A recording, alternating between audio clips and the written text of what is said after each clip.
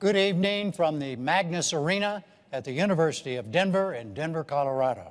I'm Jim Lara of the PBS NewsHour, and I welcome you to the first of the 2012 presidential debates between President Barack Obama, the Democratic nominee, and former Massachusetts Governor Mitt Romney, the Republican nominee.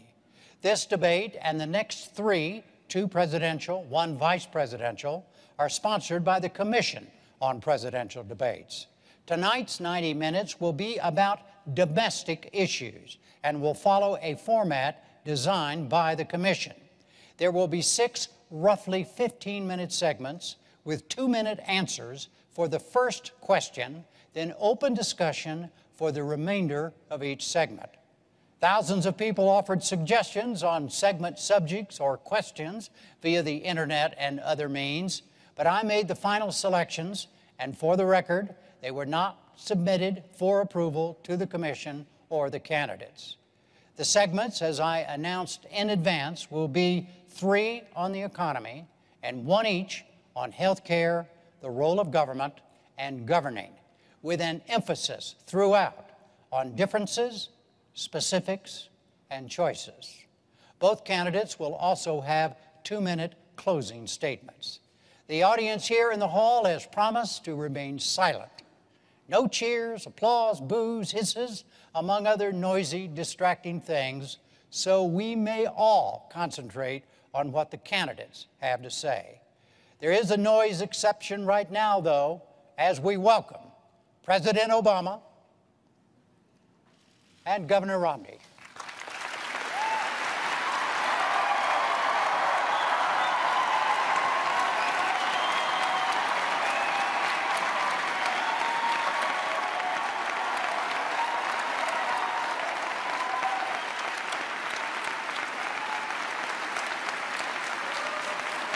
Jim.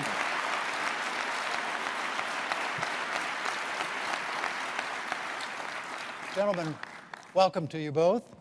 Let's start the economy, segment 1, and let's begin with jobs. What are the major differences between the two of you about how you would go about creating new jobs? You have 2 minutes. Each of you have 2 minutes to start. A coin toss is determined. Mr. President, you go first. Well, thank you very much, Jim, for this opportunity. I want to thank Governor Romney and the University of Denver for your hospitality. There are a lot of points I want to make tonight, but the most important one is that 20 years ago I became the luckiest man on earth because Michelle Obama agreed to marry me. And so I just want to wish, sweetie, you happy anniversary and let you know that a year from now, we will not be celebrating it in front of 40 million people. 4 years ago, we went through the worst financial crisis since the Great Depression. Millions of jobs were lost. The auto industry was on the brink of collapse. The financial system had frozen up. And because of the resilience and the determination of the American people, we've begun to fight our way back. Over the last 30 months, we've seen 5 million jobs in the private sector created. The auto industry has come roaring back, and housing has begun to rise. But we all know that we've still got a lot of work to do. And so the question here tonight is not where we've been, but where we're going. Governor Romney has a perspective that says if we cut taxes, skewed towards the wealthy, and roll back regulations, that we'll be better off. I've got a different view. I think we've got to invest in education and training.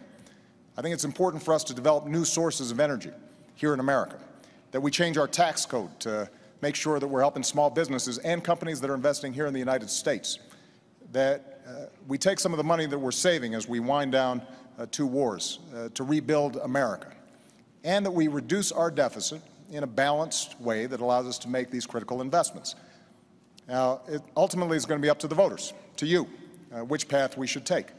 Are we going to double down on the top-down economic policies that help to get us into this mess, or do we embrace a new economic patriotism that says America does best when the middle class does best? And I'm looking forward to having that debate. Governor Romney, 2 minutes. Thank you, Jim. It's an honor to be here with you, and I appreciate the chance to be with the President.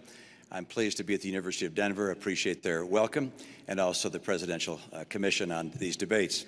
And congratulations to you, Mr. President, on your anniversary. I'm sure this was the most romantic place you could imagine, here with me. So congratulations. This is obviously a very tender topic. I've had the occasion over the last couple of years of meeting people across the country. I was in Dayton, Ohio, and a woman grabbed my arm, and she said, "I've been out of work since May. Can you help me?" Ann yesterday was at a rally in Denver, and a woman came up to her with a baby in her arms and said, "Ann, my husband has had 4 jobs in 3 years, part-time jobs. He's lost his most recent job, and we've now just lost our home. Can you help us?"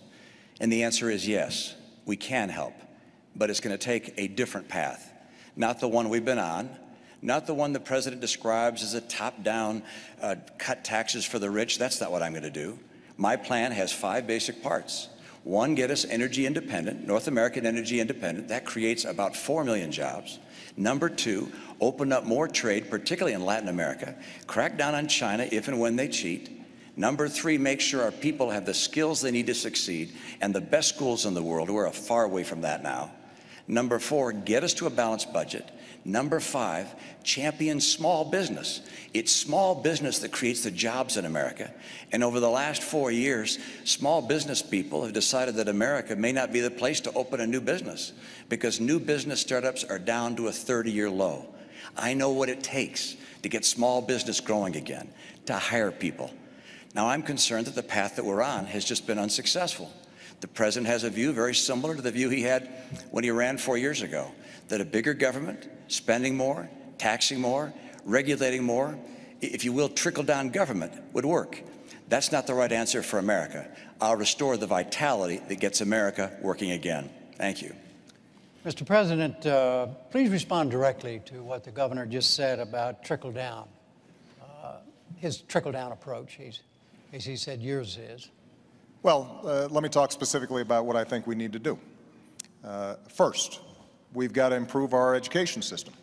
And we've made enormous progress drawing on ideas both from Democrats and Republicans that are already starting to show gains in some of the toughest to deal with schools. We've got a program called Race to the Top that has prompted reforms in 46 states around the country, raising standards, improving how we train teachers. So now I want to hire another 100,000 new math and science teachers and create 2 million more slots in our community colleges so that people can get trained for the jobs that are out there right now.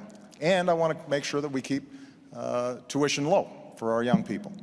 When it comes to our tax code, Governor Romney and I both agree that our corporate tax rate is too high.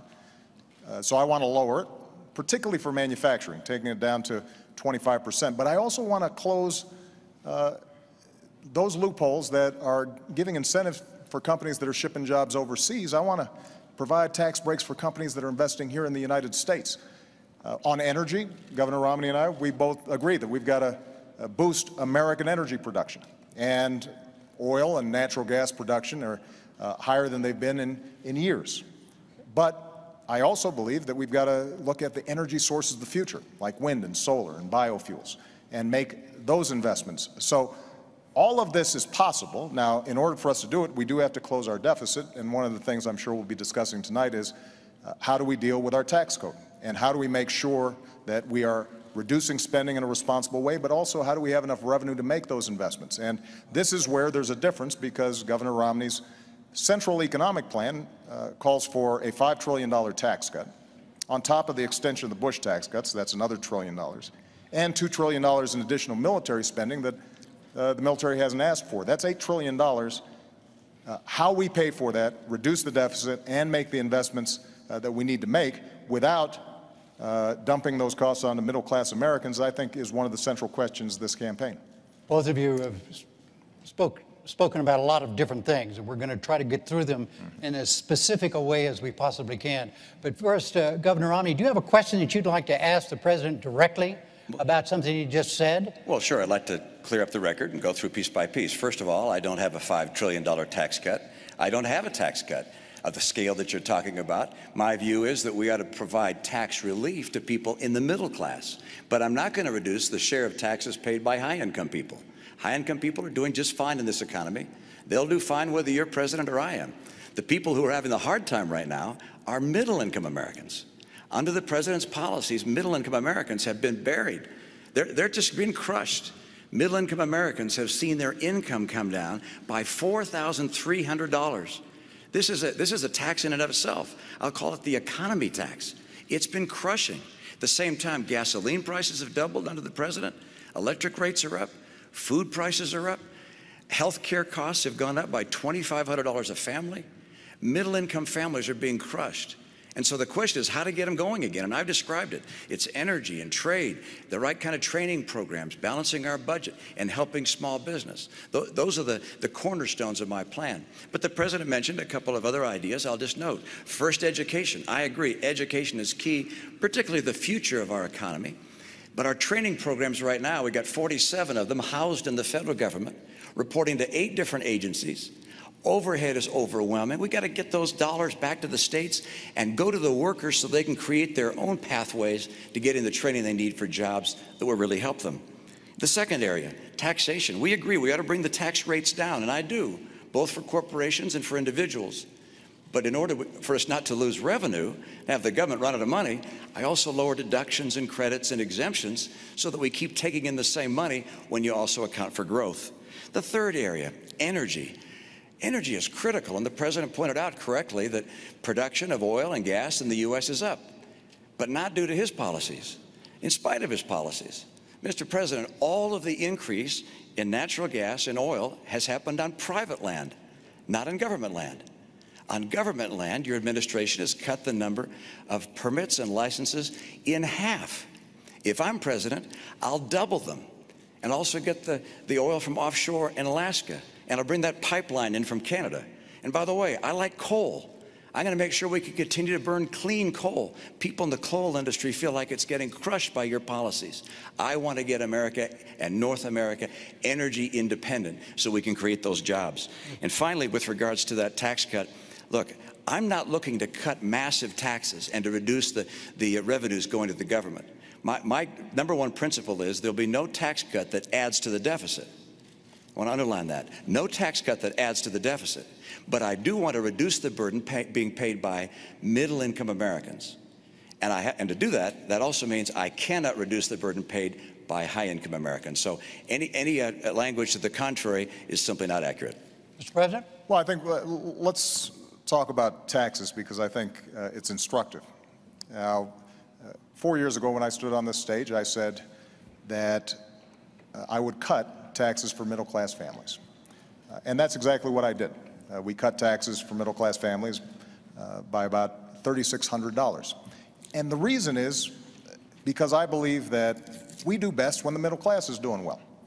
And by giving them those tax cuts, they had a little more money in their pocket. And so maybe they can buy a new car. They are certainly in a better position to weather the extraordinary recession that we went through. They can buy a computer for their kid who's going off to college, which means they're spending more money, businesses have more customers, businesses make more profits, and then hire more workers. Now, Governor Romney's proposal that he's been promoting for 18 months calls for a $5 trillion tax cut on top of $2 trillion of additional spending for our military. And he is saying that he is going to pay for it by closing loopholes and deductions. The problem is that he's been asked over 100 times how you would close those deductions and loopholes, and he hasn't been able to identify them. But I'm going to make an important point here, Jim. When you add up all the loopholes and deductions that upper-income individuals